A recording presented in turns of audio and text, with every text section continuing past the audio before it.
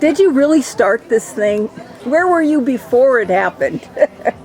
Well, it's great to tell a few Barter Faire stories because I've been at every Barter Faire.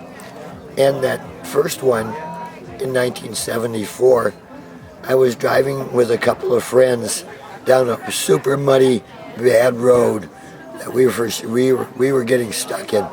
And I said to them, we should have a gathering where everybody can bring their extra food and we can trade it with each other so that we all have a complete stash of winter food. We're going to collaborate in our winter food stashing by sharing our surpluses. That was the original dream, and now look what we have. But yeah, so I was there at that first one. We could. What else would you like to go wasn't into? it? Somebody said it was over on the other side of the mountains. There was something that happened. It was in 1974 on Lake Anilon, Chelan County, outside of the town of Chelan, and the town of Manson, back into the hills a little bit. So it was a Forest Service campground, and we just took it over and had 300 people there.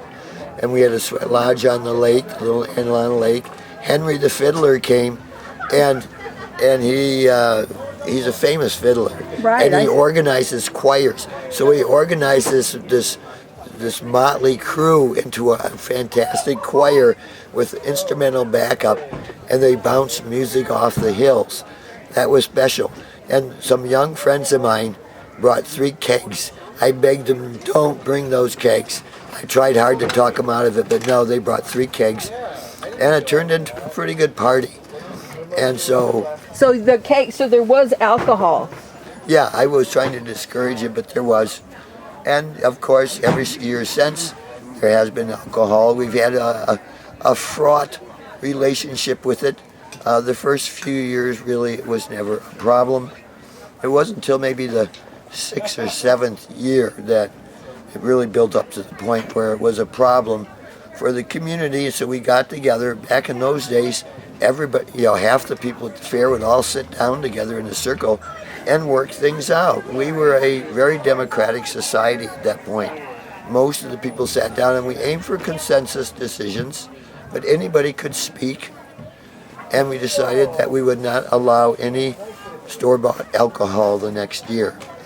No more store-bought alcohol. So the next year, what happens, all these people brought homemade alcohol, but especially the guys with the 5 barrels of Peach Lightning.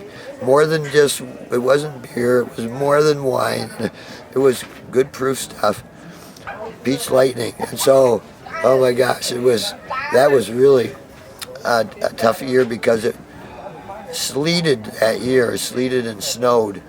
And so everybody had to escape pretty quick. So they left the biggest mess we've ever had up to that point. So we had a big mess, too much alcohol. So the next year we outlawed alcohol, homemade or not.